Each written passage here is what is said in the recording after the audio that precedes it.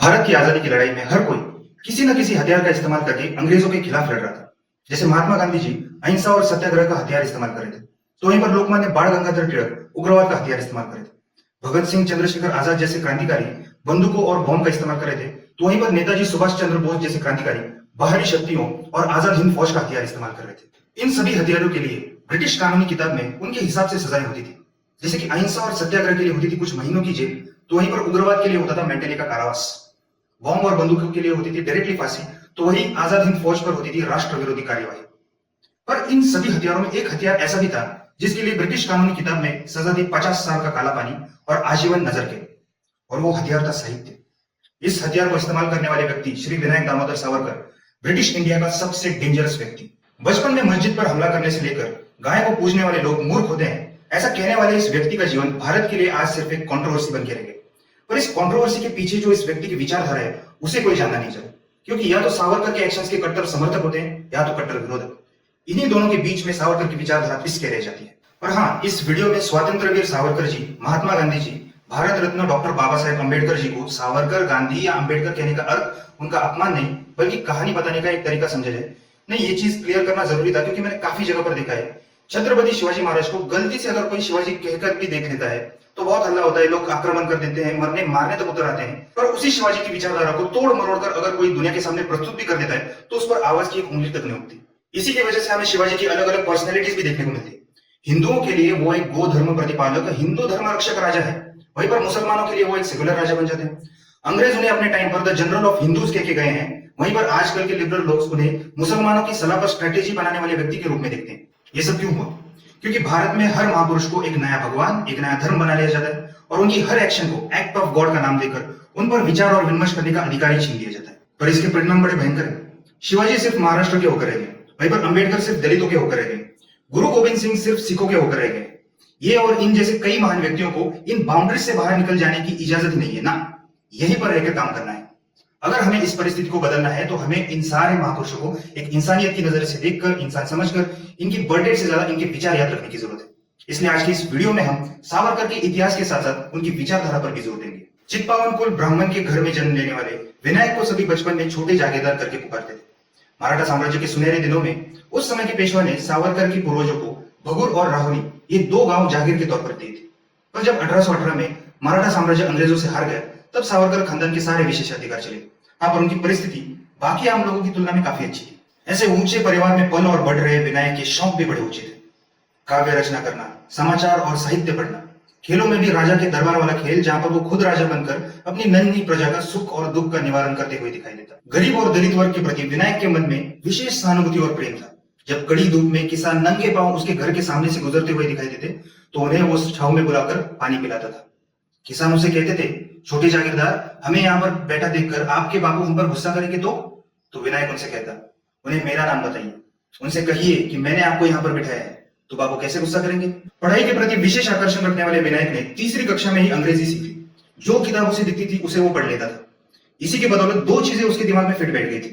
एक, भारत की जो अभी की बुरी हालत है उसके जिम्मेदार सिर्फ और सिर्फ अंग्रेज है और उनसे आजादी ही भारत का उद्धार है। और दूसरी, ये जो हमारे हिंदू धर्म में जाति व्यवस्था है चार वर्णों वाली, ब्राह्मण, क्षत्रिय, शूद्र, वैश्य, ये हिंदू धर्म को लगा हुआ एक अभिशाप है, जिसको हटाए बिना हमें आजादी का सपना देखना ही छोड़ देना चाहिए। क्योंकि आजादी की लड़ाई लड़ने के लिए लोगों का इकट्ठा रहना बहुत जरूरी, यूनिटी रहना बहुत जरूरी। और जब तक लोग इस जाति व्यवस्था की वजह से बटे हुए रहेंगे तब तक हमें आजादी की लड़ाई लड़ने के लिए लोगों का समर्थन मिलेगा ही नहीं। एक चित्पावन ब्राह्मण होकर माड़ी, शिंपी, वंजारी जैसे दलित वर्ग के बच्चों के साथ दोस्ती करने वाले विनायक को ब्राह्मण वर्ग का कड़ा विरोध था। पर विनायक ने कभी अपने दोस्तों का साथ नहीं छोड़ा। ऐसे जिद्दी विनायक पर किस्मत भी कभी मेहरबान नहीं थी। विनायक के जीवन पर किस्मत का सबसे पहला आघात हुआ महज 9 साल की उम्र में, जब उसकी मां उसे और इस दुनिया को छोड़कर चली गई। उसके पापा ने बिना दूसरी शादी किए सभी बच्चों को अच्छी परवरिश देने का निश्चय कर लिया। पर विनायक के जीवन में ममता की कमी वैसी की वैसी रही।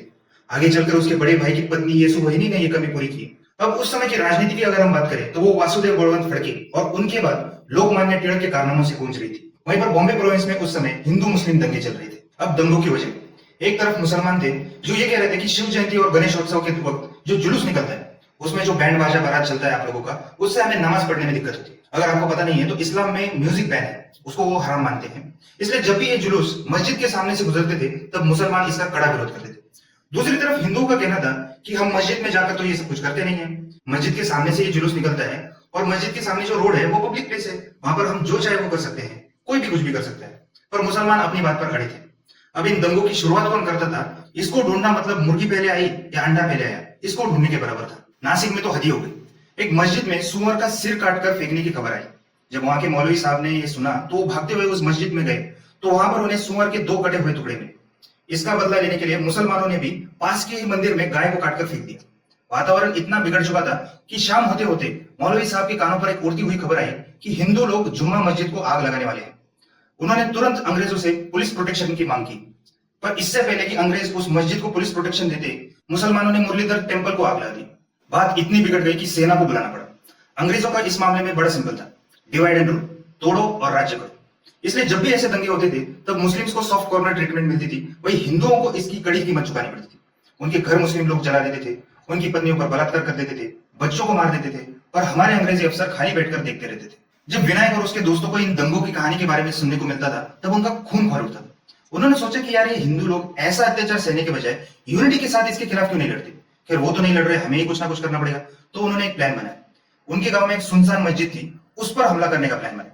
अब प्लान बच्चों वाला था तो हथियार भी बच्चों वाले थे। हथौड़ा, कील, घर में जो भी मिला, चाकू वगैरह, उनको लेकर इन बच्चों ने उस मस्जिद पर हमला किया और बच्चे जितना डैमेज कर सकते थे उतना डैमेज करके वहां से भाग गए। पर जब उनके मुस्लिम क्लासमेट्स को इस घटना के बारे में पता चला तो दोनों ग्रुप्स में बड़ी हाथापाई हुई। इस हाथापाई में विनायक के ग्रुप ने मुस्लिम्स के ग्रुप को हरा दिया। और वो बच्चों में एक अनकहा रूल होता है ना कि हमारे बीच में कुछ भी हो जाए टीचर्स तक ये बात नहीं पहुंचनी चाहिए। तो इसी रूल के चलते दोनों ग्रुप्स में समझौता हुआ और सुलह हो गई। पर इस घटना से 1-2 मुस्लिम बच्चे इतने चिढ़ गए थे कि उन्होंने वहीं पर कसम खा ली कि इस ब्राह्मण के गले में एक ना एक दिन में मच्छी घुसूंगा। अब इस घटना को हम बच्चों की मामूली लड़ाई बोलकर छोड़ सकते हैं, पर विनायक को इससे गहरी सच्चाई का पता चला था कि हिंदू लोग कितने बटे हुए हैं। विनायक के हिंदू ग्रुप में और मुस्लिम ग्रुप में लड़ाई का सिलसिला यूं ही जारी था। इसमें क्लास के सारे मुस्लिम बच्चे यूनिटी के साथ लड़ते थे, वहीं पर विनायक को सिर्फ अपने करीबी दोस्तों का सपोर्ट था। क्लास के बाकी हिंदू बच्चे इन दोनों में चल रहे तमाशे पर ताली बजाने में बिजी रहते थे। यहीं से विनायक को हिंदुओं में यूनिटी लाने की कितनी जरूरत है उसका पता चला। विनायक के आदर्श थे तिलक। उनके ही शुरू किए गए गणेशोत्सव और शिव जयंती हिंदुओं को एक करने का जरिया था। तो विनायक और उसके दोस्त भी जमकर इन उत्सवों को मनाते थे, बड़े बड़े जुलूस निकालते थे, बड़े बड़े भाषणबाजी करते थे। और हाँ, अभी तक की हिस्ट्री सुनकर आपको ऐसा लग रहा होगा कि विनायक एक बैक बेंचर रहा होगा, पर ऐसा बिल्कुल नहीं है। वो पढ़ाई में भी अव्वल था, यहाँ तक कि अपने टीचर्स का फेवरेट विद्यार्थी भी था। 1897 में भारत में और खासकर महाराष्ट्र में प्लेग की भयंकर बीमारी फैली थी। अंग्रेजों को भी इस बीमारी की वजह और इसका उपचार मालूम नहीं था। अंग्रेज काफी परेशान थे क्योंकि एक तो वर्कफोर्स काम नहीं कर पा रही थी, वहीं पर यूरोप भारत से एक्सपोर्ट होने वाली चीजें खरीद नहीं रहा था क्योंकि उनको डर था कि कहीं इन चीजों को छूने से हमें प्लेग ना हो जाए। अंग्रेज तुरंत काम पर लगे। उन्होंने एक स्पेशल कमेटी बनाई और उसको सारे इमरजेंसी पावर्स दे डाले और कहा कि कैसे भी करके इस प्लेग से हमारी जान छुड़ाओ यार। इसमें 2 मुख्य अधिकारी थे। पहले का नाम था वॉल्टर रैंड और दूसरे का नाम था कैप्टन बेथेज। इन दोनों ने ऐसा सोचा कि यार इस प्लेग की मेडिसिन तो हमारे पास है नहीं, तो हम ऐसा करते हैं, गांव में जितने भी लोगों को प्लेग हुआ है उनको हम अलग रखेंगे और जिनको नहीं हुआ उनको हम अलग रखेंगे, ताकि वो तो अब एटलीस्ट अपना काम कर सके। और इन बीमार हुए प्लेग वालों को रखेंगे कहां पर, तो गांव से दूर एक कैंप बनाएंगे और वहां पर इन प्लेग के पेशेंट्स को मरने के लिए छोड़ देंगे। चुन चुनकर घरों की तलाशी ली गई और तलाशी के वक्त सैनिक क्या करते थे, घरों में जो छोटे मंदिर रहते थे उनकी मर्यादा भंग कर देते थे, बड़े बूढ़ों के साथ अत्याचार कर देते थे, घरों की औरतों के साथ बलात्कार कर देते थे। किसी घर में प्लेग का पेशेंट है ऐसा शक भी हो तो ये अंग्रेज कभी कभी उनके घर ही जला देते थे। यह सिलसिला यूं ही शुरू था, पर 22 जून की रात को पूरा महाराष्ट्र हिल गया। वॉल्टर रैंड और उसका एसोसिएट आइस्ट, इन दोनों को गोली मार दी गई। जख्मी रैंड ने कुछ ही दिनों में अस्पताल में अपना दम तोड़ दिया, तो वही आइस्ट मौका वारदात पर ही मारा गया। बाद में पता चला कि दामोदर हरि चाफेकर और बाळकृष्ण हरि चाफेकर इन दोनों ने इस खून को अंजाम दिया था। प्लेग कंट्रोल करने के लिए रैंड ने जो अत्याचार किए थे उसका बदला लेने के लिए इन 2 भाइयों ने यह काम किया था। पर वासुदेव बळवंत फडके की मृत्यु के बाद बुझी हुई क्रांति की ज्वाला को फिर से चिंगारी देने वाले ये चाफेकर बंधु थे कौन? दामोदर, बाळकृष्ण और वासुदेव, ये 3 चाफेकर बंधु राष्ट्रवाद से प्रेरित थे। अंग्रेजी सीखने वाले बच्चों को वो हमेशा ताना मारते थे, यहाँ तक कि एमजी रानडे और बाळ गंगाधर टिळक को भी इन लोगों ने नहीं छोड़ा था। पर जब टिळक ने गणेशोत्सव और शिव जयंती स्टार्ट किया तो ये तीनों उसमें शामिल हो गए। बड़े जोश के साथ वो इन उत्सवों को मनाते थे, पर जल्दी वो निराश हो गए। उनका मानना था कि इन उत्सव में होने वाले बड़े बड़े दिखावे अगर साक्षात शिवाजी भी देख लेते तो वो भी निराश हो जाते। उनका यह भी मानना था कि शिवाजी पर सिर्फ भाषणबाजी करने से और ये बड़े बड़े दिखावे करने से अच्छा हमें हाथों में हथियार लेकर राष्ट्र के लिए लड़ना चाहिए। यही शिवाजी को हमारी श्रद्धांजलि होगी। कांग्रेस को तो वो एक बोल बच्चन संस्था मानते थे और टिळक का जन आंदोलन का मार्ग भी उन्हें पसंद नहीं था। उनका साफ मानना था कि अंग्रेजी शिक्षा की वजह से भारतीयों का विनाश होता जा रहा है और लोग अपनी संस्कृति से अलग होते जा रहे हैं। उनके लिए अंग्रेजों की गुलामी सिर्फ राजनीतिक और सामाजिक गुलामी नहीं थी, बल्कि धार्मिक और सांस्कृतिक गुलामी भी थी। दामोदर हरि चाफेकर की भाषा में अगर आपको समझाऊं तो अंग्रेजी भाषा का प्रभाव इतना विचित्र है कि किसी का उद्देश्य सिर्फ वो अंग्रेजी भाषा बोलना आनी चाहिए इतना ही हो, और वो गलती से एबीसीडी के 4 अक्षर सीख भी लेता है तो वो अपने बाप दादाओं को पागल समझने लगता है और उसका महान सनातन धर्म उसको खराब लगने लगता है। अंग्रेजी की महक ही इतनी जादुई है, तो अगर किसी ईमानदार व्यक्ति ने अंग्रेजी पूरी सीख ली और वो अंग्रेजों की हाथ की कठपुतली हो गया तो हमें इस पर आश्चर्य नहीं करना चाहिए। जब अंग्रेजों ने भारत का कारोबार अपने हाथों में लिया तब उन्हें हिंदुओं का स्वाभिमान नष्ट करना था, और इसके लिए ही उन्होंने हिंदुओं को अंग्रेजी की लत लगाई थी। अंग्रेजों का हिंदू धर्म की परंपराओं को छेड़ना और मुसलमानों को सॉफ्ट ट्रीटमेंट देना, इस वजह से चाफेकर को अंग्रेजों पर बहुत गुस्सा था। चाफेकर ने 100 दमदार और हथियारबंद लोगों का एक ग्रुप बनाया और उसको नाम दिया चाफेकर क्लब। इन लोगों का काम होता था कि अंग्रेजों से छिपकर हथियार जमा करना, ताकि बाद में उनसे लड़ाई के वक्त इनका इस्तेमाल किया जा सके। दामोदर चाफेकर के कारनामे भी बड़े खतरनाक होते थे। एक बार इन्होंने मुंबई में जो रानी विक्टोरिया का पुतला था उस पर डांबर डालकर उसका मुंह काला कर दिया। फिर लाठीवाला इस फेक नेम से पास के अखबार में खबर भी दे डाली, हमने लाठीवाला नाम की एक कंपनी खुली है जिसने हाल ही में अपना पहला काम किया है। काला और गोरा जिसमें भेदभाव करते हैं ना, उस गोरी रानी विक्टोरिया का मुंह काला करके। ये करके हम ये घोषित करना चाहते हैं कि हमें किसी का डर नहीं है और भारत की आजादी के मार्ग में जो भी आएगा वो फिर चाहे कितना भी बड़ा हो उसका इसी तरह मुंह काला किया जाएगा और उसको खत्म किया जाएगा। पर चाफेकर को ऐसा लगता था कि जब तक हम कोई बड़ा धमाका नहीं करेंगे तब तक आम लोगों की नींद नहीं खुलेगी। इसलिए फाइनली उन्होंने पॉलिटिकल मर्डर का रास्ता अपनाया। 22 जून को पुणे में रानी विक्टोरिया का बर्थडे मनाने के लिए एक बड़ा जुलूस निकलने वाला था। गणेश खिंड के घने अंधेरे में दामोदर और बालकृष्ण हाथों में पिस्तौल लिए पेड़ों की टहनियों में छुपकर अपने शिकार का इंतजार कर रहे थे। जुलूस खत्म होने पर जैसे ही एक घोड़ा गाड़ी महल से निकली तभी गणेश खिंड में आवाज होने लगा, मुर्गा आ गया। बालकृष्ण ने इस घोड़ा गाड़ी पर तुरंत ही छलांग मारकर बग्गी में बैठे आदमी के सिर में गोली दाग दी। थोड़ा उजाला होने पर उसके ध्यान में आया कि ये तो रैंड है ही नहीं, ये तो उसका एसोसिएट आयस्ट है। उसने दामोदर को इशारा किया कि हमारा प्लान फेल हो गया। तभी उनको दिखाई दिया कि महल से दूसरी घोड़ा गाड़ी आ रही है।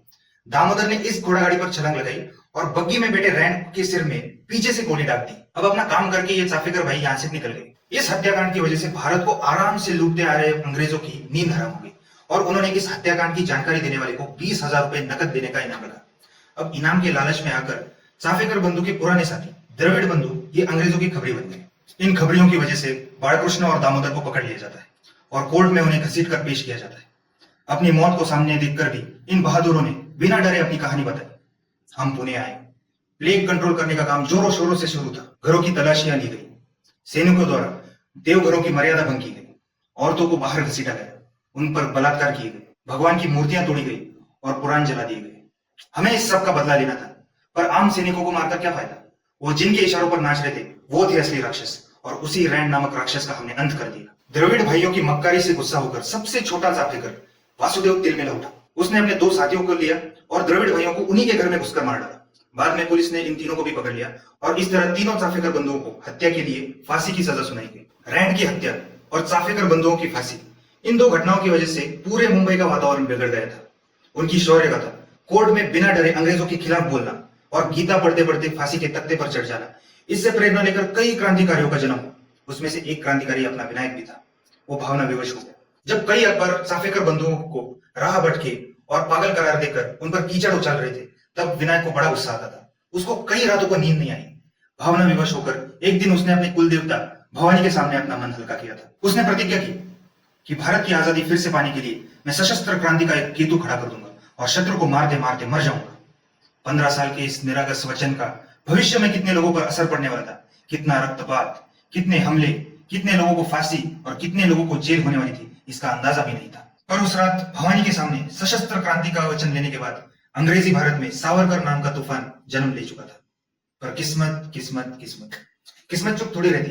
किस्मत अपना दूसरा आघात करने विनायक की ओर दौड़ पड़ी। मुंबई पुणे में फैला हुआ प्लेग जल्दी नासिक पहुंच गया और उसने विनायक से उसके पिता को छीन लिया। ये सब होने के बाद विनायक ने अपने दोनों भाइयों को लेकर अपने गांव को आखिरी सलामी दी और वो नासिक नगर की ओर अपना भविष्य लिखने के लिए निकल